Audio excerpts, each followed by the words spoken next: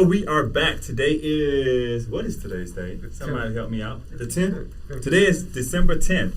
And we have a lot to talk about today. So as you guys know, a couple of hours ago, we were kind of just discussing it, that the Supreme Court allowed the challenge to be brought against the abortion law that was passed in Texas, but they allowed the law to stay in place while they actually wait for the challenge to come.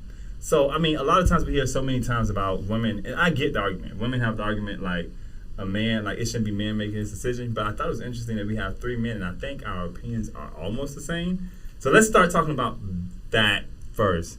James, should we be in the business of telling women what they should or should not do with their bodies? Be in the business. As men, should men be making that? I mean, you know what I'm saying? Because most of the people who are in Congress, most of the people in these houses, they're men who are passing these bills. Yeah, I know. I get it. But no, we shouldn't. But as a potential father, we should have a right to be able to express our opinion with her and be able to have that discussion. Now, ultimately, it is her body, her decision, that kind of thing. But as a father, we need to be able to have a say. What you think, Sean? I mean, as a married man, I would be upset if my wife told me. You had to throw the married man party. I'm just telling you, like this as a married man, I think. I mean, I agree that it should be the woman's decision ultimately, but at the same time, if my wife came and told me she was having an abortion, I kind of be a little bit devastated by that. Just as a I don't look at it as just like a pregnancy. This is my child that we're talking about here. But at the same time, I can't understand. It's a lot of responsibility that comes with that. So if it's a situation where the people don't want to be together, or one person doesn't want a child, it's like you're bringing a child into a situation that's unfavorable to start off with. It's hard enough with all the stuff we got going on in this world, COVID, the economy, and all of that, to add that on and now put a baby in that situation. Yeah. So I'm going to play devil's advocate, right? And I'm going to stand up for my sisters here. I think that we can have that private conversation, but I don't think that law is the place where we fix that at, or policy is the place that we fix that at, right? I don't think that men should come together and say, well, women don't have the right to have an abortion at all, because there are certain circumstances. Like, there are circumstances where women have been raped, and I think even in the case of Texas, they literally said even if a woman was raped, they could not abort the child. And what his solution to that was that they're going to stop women from being raped. Rape has been around since the beginning of time. I mean, right. You're not going to stop that from happening, right? Let's be realistic about that. And I don't think this is a policy thing. I think that people should have the right to have an abortion.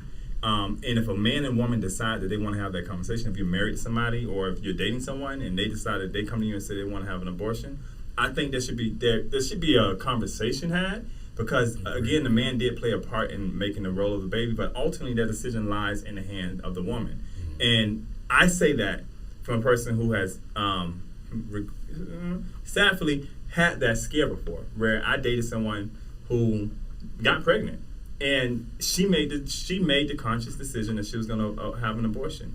And I didn't fight it with her. I didn't argue with her, because ultimately, like, it wasn't going to be me that was carrying the child for 9 months. It wasn't going to be me that had to go through the emotional swings of that. It was going to be her body. Right. And we had a conversation about it. I don't remember it being a long conversation, because once she told me what her opinion was, I kind of left it there, and I even took her to have the abortion. But again, like, I think that we can do that without there being policies in place that completely says you can't do it. I agree with you on that, and I too have traveled down that road, and just hearing the stories of the actual process, man, that thing, like, really, I understand why folks do it, and the reasons why, but would I personally recommend it? No, but again, that choice is, at the end of the day, that's her choice. And I get it, but as a couple or somebody you're dating, this, that, and the other thing, that conversation, my whole thing about it is, you two consenting people, you need to have that conversation. And if you're underage, then you need to be having that conversation with your parents.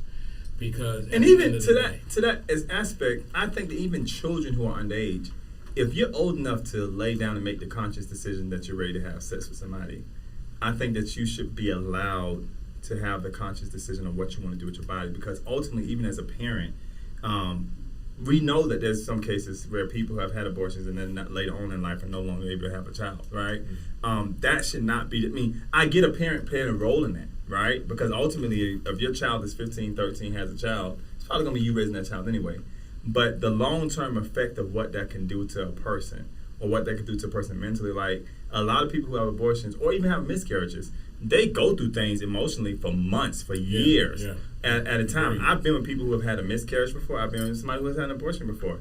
That effect, where I may have moved on from it quicker than they have, as a woman, they go through that all the time. Their body feels it. Their body's going through it. So that's why I'm saying, like, I don't think it's the man's place, from a policy perspective, to put policies in place to tell a woman what they need to do with their own body, because it's already emotionally draining as it is to even get to the point of saying, I'm getting ready to do this, right?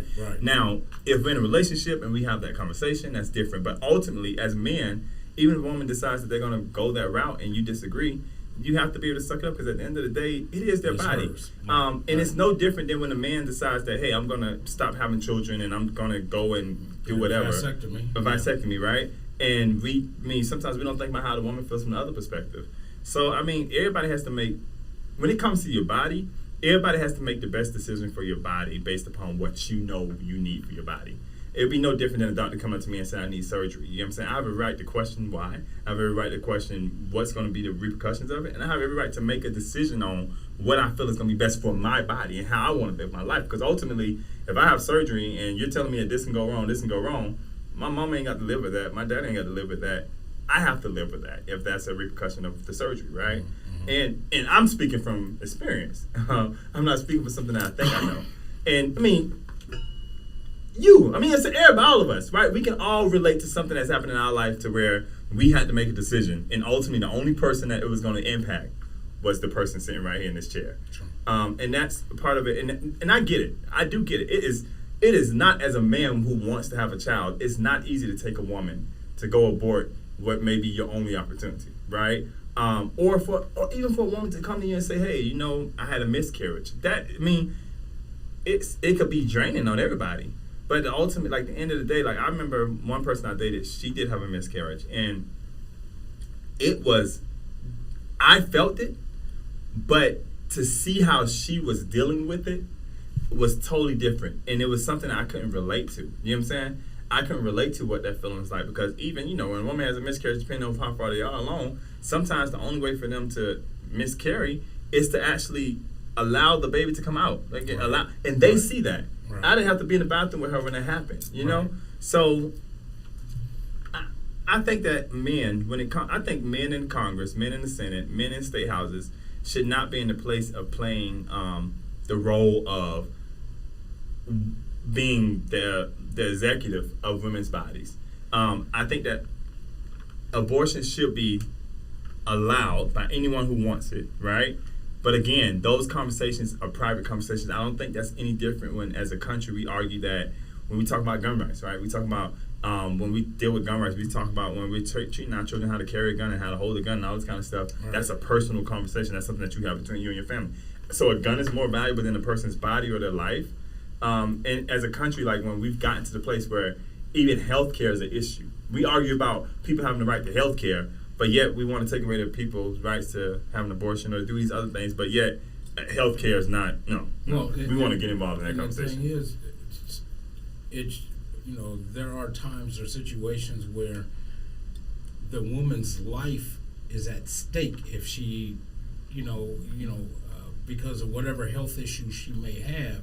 Her life is in jeopardy if she carries or gives childbirth, and the risk is really, really high for her. And if she and at that point, once she finds that out, she can always decide, whether or not. And if you're the father, you gotta, at the end of the day, there's still some choices and a conversation that still needs to be had.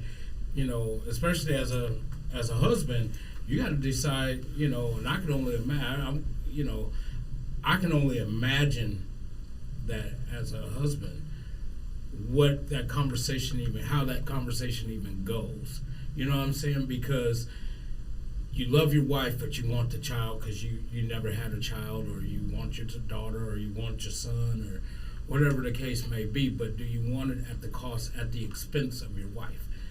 And that's one of the things that needs to be taken into consideration as a husband. I would imagine, because I'm no longer married at this time, and I didn't have that issue. But I would only, my best guess is that's kind of the direction the conversation would go in my mind. Now, of course, the actual words come out, when you're sitting at the table trying to figure it out what to do and everything. And then again, of course, the option of adoption is still on the table for someone, especially if her life is at risk, and so we have to take those things kind of need to be taken into consideration. But then too, and I hear people, like I heard the argument before recently that a person, I think it was one of the Supreme Court justices was like, a person could adopt, right? A person could adopt. The reality is that our adoption system is way overcrowded now. People are not adopting the way they are, the way it is now. So to say that we're going to bring more children into the world, that we're going to send into a system that is not even ready to receive them. I mean, and again, don't get me wrong. I don't want anybody out here thinking, because I don't want y'all to come out and write me later, that I am pro-abortion, right? From a spiritual standpoint, I'm definitely anti-abortion. I don't believe people should have abortions, right? But I think that I'm in the field of saying that even though I don't personally believe that, my personal belief should not be enforced upon a person. Right. That's where I'm at. So I'm anti-abortion from the perspective that I don't believe people should have them, but I'm pro-abortion from the fact that I believe people should have the right to have them. And that's what I mean. Like, and even from the clergy perspective, a lot of clergy are shifting that way to saying like, hey, we may be anti-abortion, we don't want to see it happen, but at the end of the day, people have a right to do what they want to do. And I think that that's just from a Christian standpoint, spiritual standpoint, that's a God-given right. God gives us the right to make choices, right? And there's a difference. And when I bring this up, somebody be like, oh, so that means that we should give a person the right to kill. That impacts somebody else. If you go out and kill another person, right, that's impacting somebody else. If you're killing something that's a part of you, your body, that's something that you're responsible for. It's something that you're going to have to deal with ultimately. And that's something, again, that you got to deal with. I get it. I do get it. But at the same time, I just don't believe that we as men should have that right to tell a woman what they cannot do. And, I mean, we should have the right to have a conversation with them about it. We should have the right to say, hey, no, we don't want you to do this. But I shouldn't have a right to put it in policy to make it illegal for you to do so. Right. That's my argument. Right. And Texas has gone above and beyond. And, I mean, it was so bad. I was reading an article before we got on here that even the Supreme Justice Roberts, who's the Supreme Court Justice, but he's the head Supreme Court Justice, or he's the Supreme Court Justice, Chief Supreme Court Justice, whatever. He sided with the other three liberals on the panel saying, like, this is a sticky road that we're going down. Because one of the things that's important that we need to hold people to this, when Justice Amy Barrett was nominated, and I think Kavanaugh was nominated, and I think Neil Gorsuch was nominated, they were all asked, what would you do with Roe versus Wade? And they said, it's the president of the land. This has already been decided. This is not something that we're going to overturn. But they're taking the path as if they're willing to overturn it. And that's weird too within itself. A stall tactic? Yep, no, not only that, it's weird within itself because it's abnormal for the Supreme Court to overturn something that's already been established, right? That's not something they usually do. They don't usually go back. Definitely something that the Supreme Court established back in the early 90s? I thought that was back in the 70s. It's been a while, but whatever, it's been a while ago, right? It's abnormal for them to go back and say, we're willing to relook at this and re-deal with it. It's already been settled. And I don't even know why this is even up for question. Right. I agree. I would just say that people should be educated on why abortion clinics were started in the first place. I don't know if that's going to really sway their opinion on getting an abortion, but just to know exactly why abortion clinics were started, I think that should be at least a part of the conversation, just education about it. And if you still feel the same way, and I mean, I don't think that possibly would really switch somebody, but I was involved with someone. I'm not going to say on what level because then it'll give this person away. But I was involved with someone who had, at a young age, her stepfather was raping her, right? Every day. In fact, to the point where when we were together, I wondered why they didn't want to clean up and all this kind of stuff. And literally, he would tell her, like, okay, tomorrow when I come home, if the house is not cleaned, you know what time it is, right? And she would go and clean up the whole house, scrub the floor, everything. And he would come in, take his dirty shoes that he had waterwork, dust the dirt off his shoes and put them on the floor and be like, there's dirt on the floor. You know what time it is, meet me in the basement. She ended up getting pregnant by him, right? Again, that choice is hers. Are you telling me that psychologically it's fair to that woman to have to look at a child of someone who raped her every day of her life for almost 2 to 3 years? She made the conscious decision to keep the child, but that child grew up in a world to where he was raised by her mother to think that he was her sister. And the person who was doing it was her brother's father. So the child that she had, the person I was dating, was her brother's nephew / brother, because it was his father that was raping her. So, but how do you tell somebody they have to live in a situation? You know what I'm saying? Luckily for her, she was at a point where mentally she was able to deal with it, and somewhat, because when we broke up, she was still processing it. And at that point, her son was 6 years old, But luckily, she found a way to deal with it. But everybody doesn't have that benefit. Everybody doesn't have that support system. Everybody doesn't have that, right? There's women right now who are raped on the streets right now every day who don't have that kind of support system and don't have access to having somebody who can help them or bring them through that. Yeah. And you mean to tell me that those people have to live with that memory? And again, I'm not arguing that abortion should be something that everybody just go out and do. You make a bad mistake and you just go have an abortion. Every single time you go have an abortion, right? But the same people who are anti-abortion are anti-Plan B. They're anti-birth control. They're anti all this stuff. Like, I remember, it's crazy. One time I remember going to go get, I think I was going to get like an STD scan. And this is probably too much information for the podcast, but it was. I was going because I went every year to go get one, right? And it was in Tallahassee. And the lady was telling me, who worked for the health department, she was like, yeah, we a lot of people come through here and they get tested for like all these different things, herpes, all this kind of stuff. But we can HIV. She was some friends to HIV. She said, we have a pill now called PrEP that we can get. And this is before everybody knew what PrEP was. She said, we have a pill called PrEP that we can give them, but they don't want us promoting it because we was told that if we promote it, it'd be like promoting having unsafe sex. And I was sitting there looking at her like, so you rather a person go out and catch HIV because they're going to do it anyway, versus you guys giving the society something that they can use every day that'll help stop the spread of this virus, but you rather just keep it to yourself because we don't have that control of a person's life. Listen, as much as I would be like I would love for everybody to be like, oh, no sex into marriage. As a preacher, yeah, I would love that, right? But the reality is that 90% of my congregation who ain't married, it ain't happening, right? It just ain't happening. And we got people singing in the choir. We got people sitting in the pulpit, but that ain't happening. So I just think that it's just a fundamental place. Like, it's really thin line between I can tell you something is wrong and teach you something is wrong without making it policy. And that's what I'm saying. I have a problem when we use policy to push our own personal agenda, right? What policy was created for was to keep people safe. How is somebody having an abortion going to make the world less safe? I don't get it. What policy was created for was to help make the world a better place. How can we not argue? How can we not want to have a discussion about healthcare, but yet we want to have a discussion about what a woman is able to do with their body? Well, heck, maybe if we give them the healthcare they need, like being able to go someplace where they can be educated on how abortion started out, the impact that abortion is going to have on you. Maybe investing money into that is better than just saying straight out, you can't do it, right?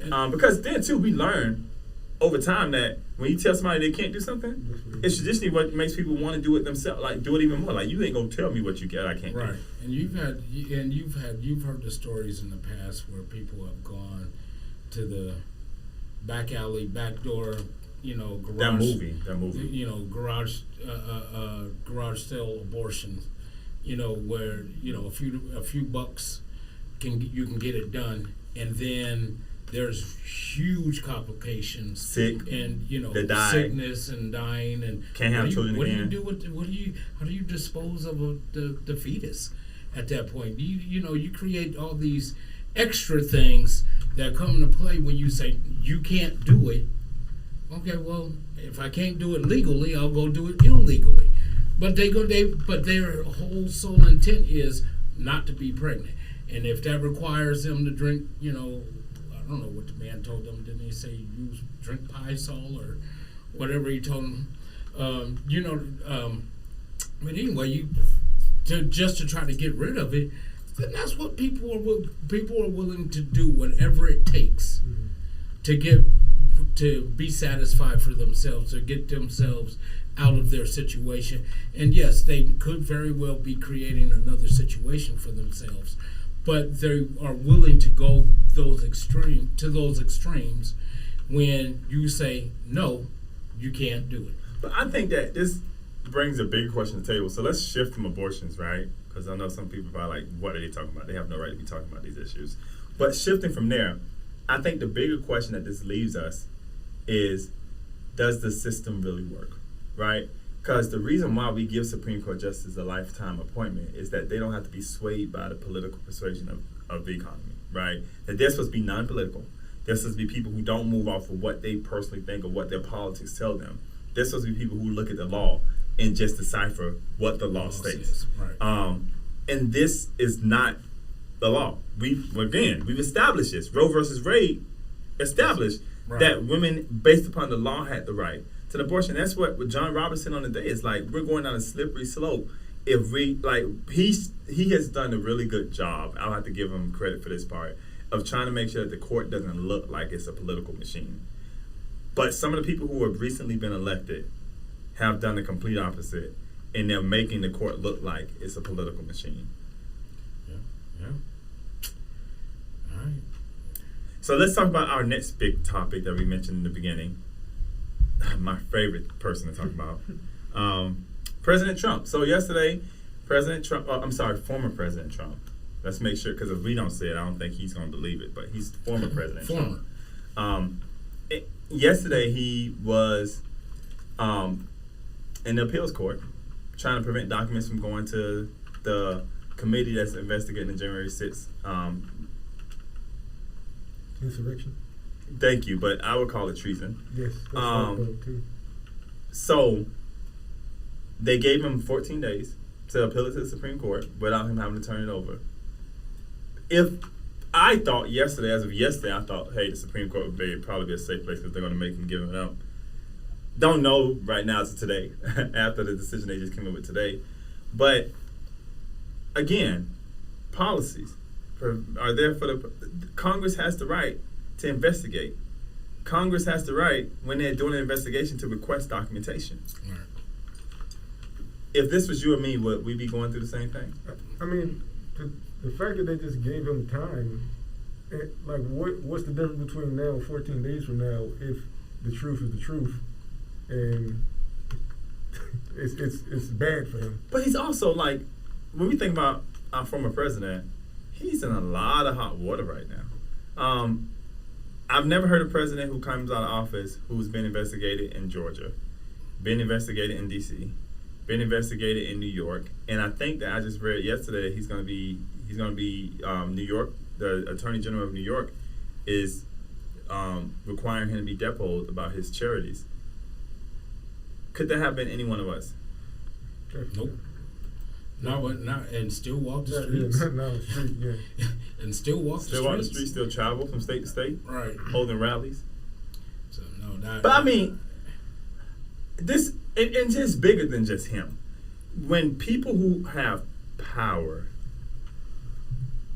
people who are in a place of power, do they get rights that most of us don't get? Like, you look at even the congressman from Florida, Matt Gaetz, how he was accused of messing around with all these little girls and all this kind of stuff, and he's still in Congress. And he's got his own podcast channel and offered to hire Rittenhouse fresh off his conviction.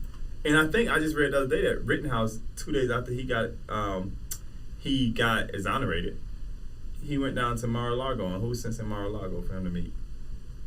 President Trump met with him in Mar-a-Lago. Former President. Donald Trump met with him down in Mar-a-Lago.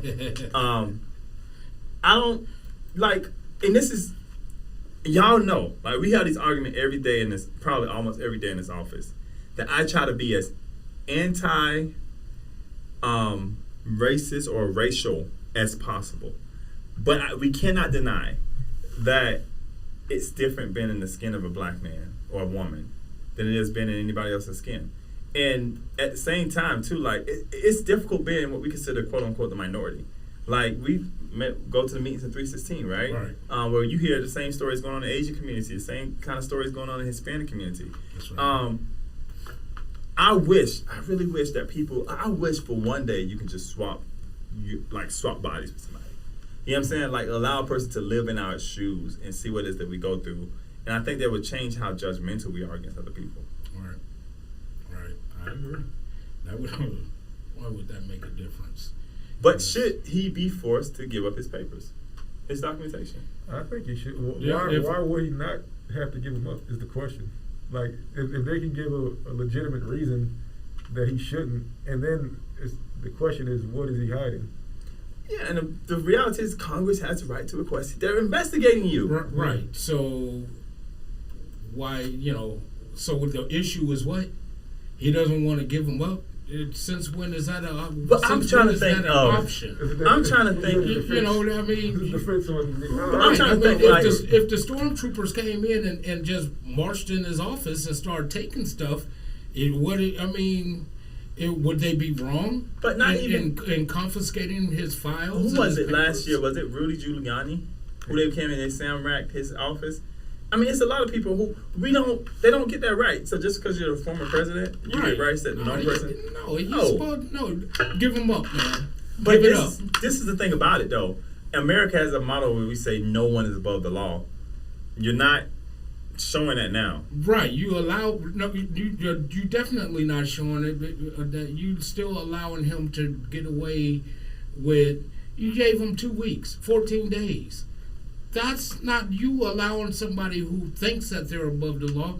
You're giving him you're making him feel more emboldened and more empowered to do so. Yeah,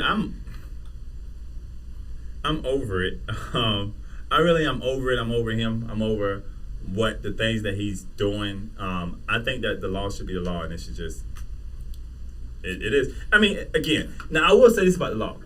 The law is outdated. The law needs to be revised. That's given, because the law was not written for me or you, us, you. It wasn't written for us in this room, right? And there's a lot of parts of the law that is old, outdated, and needs to be reformed, right? But let's reform those things. But until then, let's enforce the law that we have in the books, right? Right. And if the law states that Congress can investigate you and subpoena documents and subpoena you witnesses, and they have to come testify before Congress, we shouldn't be in the place where we're having Congress people or people who used to work for the former president having to now go to jail because they're just saying that forget what Congress said, we're not going. Right. It is. I think that if you are part of the judicial system and you want people to buy into the law being the law, then you have to uphold the law as written. Right. So that people will say, okay, this is how the legal system works, and we believe in the legal system. If you keep allowing people to break the law as it's written, and then want other people to abide by it, I think that you're eventually going to run into an issue where, you're going to have anarchy. Well, yeah, and this is blatant disrespect to the law, to the country, and you want to call yourself but not only that, a patriot, but you disrespect the law of the land that you say you're a patriot of. Right. But you disrespect it by not, obeying the law of the land, and choosing to go to jail, because you don't want to tell the truth about things. And so the bottom line, so the question I would have is, you know, what's the problem? Yeah. Why is this even a conversation to be had? It's Yeah. Favoritism? It's just like when you get a job and you know somebody that worked at the job, so they pull your application. Nepotism. It's the same thing. I mean, but my thing is like, so if this person is basically blatantly disobeying the law, if you want to say breaking the law or whatever you want to term it, and now wants to run again for president in 2024, you know, how is that even allowed by a candidate that has put the country in so much turmoil as far as like the whole whatever party. Hey everyone, it is Sean Smith from Black Push Incorporated. I'm here to invite you to our final One Accord Conference of the year. It'll be hosted on December 11th at 4. Even if he's not, you know, brought up on charges or arrested, I think that allows the world to see us in a light that we definitely don't want to be in again. So I assume that you're saying no to Trump 2024? I wouldn't want him back now. What? What? No. Why you are surprised about Stop that? playing. Yeah, right. No, but but in Georgia, one of the good things about politics, if you like politics, Georgia's the state to be in. We have so many moving pieces going on right now. Of course, you know, we just got Stacey, who's announced that she's running for governor. She's the only one on the Democratic side running for governor. But on the Republican side within itself, it is very rare that an incumbent has to run in their own party for their nomination. Mm-hmm. And in the state of Georgia, Brian Kemp is not only running against, I think, not Herschel Walker, what's the other guy name? I can't remember his name. Purdue. No, but not Purdue, the black guy who's running for governor. I cannot think of his name right now. Yeah, I forgot his name. There's two other people. Three on a Republican ticket running against the incumbent governor. And Sonny Perdue just jumped in. So politics is going to be crazy in the state of Georgia over the next year. But then we got Herschel Walker versus Warnock. And I think I just seen where somebody maybe trying to run against Warnock for the nomination on the Democratic side. Ossoff, I'm sorry. No, not Ossoff. Ossoff already is in this seat. Somebody's running against Warnock for the nomination for the state of Georgia's U.S. Senate seat. I think, and I may be wrong, but I think I'm supposed to have a meeting with the person. It's a political battle royale. It's a political battle royale. So if you like politics, stay attention to Georgia. But as we get ready to close out, because our time is over, we are out of this piece. We've had a great conversation, probably one of the longest podcasts we've done. But tomorrow, it's December 11th. Yeah. December 11th. Ali, it's December 11th. We have as you guys know, we've been going around the state. We started out in the metro Atlanta area doing our One Accord Conference. And tomorrow is our final one of the year of 2021, which we are so ready to bury. I'm ready to bury 2021. We have a dynamic roster of people. We have Reverend Timothy McDonald, whose church is hosting it at First Iconium. Yeah. We have Pastor Lee May, who's over the DeKalb Ministerial Alliance. We have Reverend Shannon Jones, who's over Concerned Black Clergy of Atlanta. We have Dr. Jamal Bryant, who's the head pastor of New Birth Baptist Church. Is it Missionary Baptist Church? New Birth, in Stonecrest area.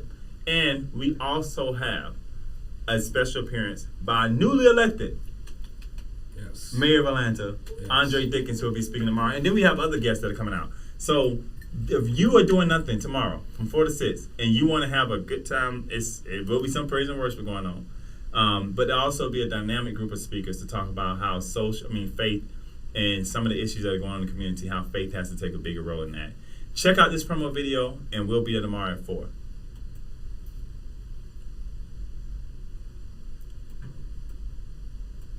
Maybe.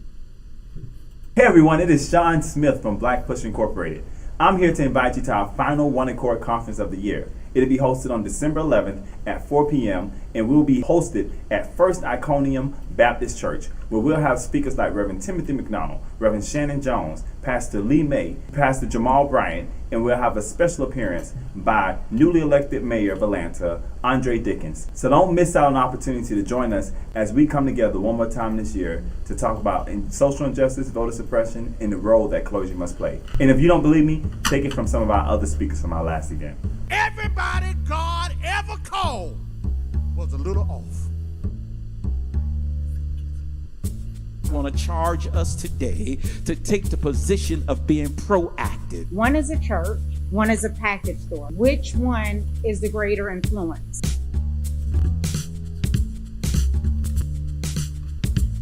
Right now, the greater influence is the package store. I don't know how it's gotten switched around, but we need to bring it back. Where is the church today? We are. They don't last long in our ranks. It's wall to wall with black women. But because of her endurance. If you don't know Vince's name, don't call Breonna robbery, stealing, killing. You are tired of hearing our fake sympathy. One accord idea to go all over the state of Georgia and bringing folks together from all political persuasions and religions and faith and nationality that's got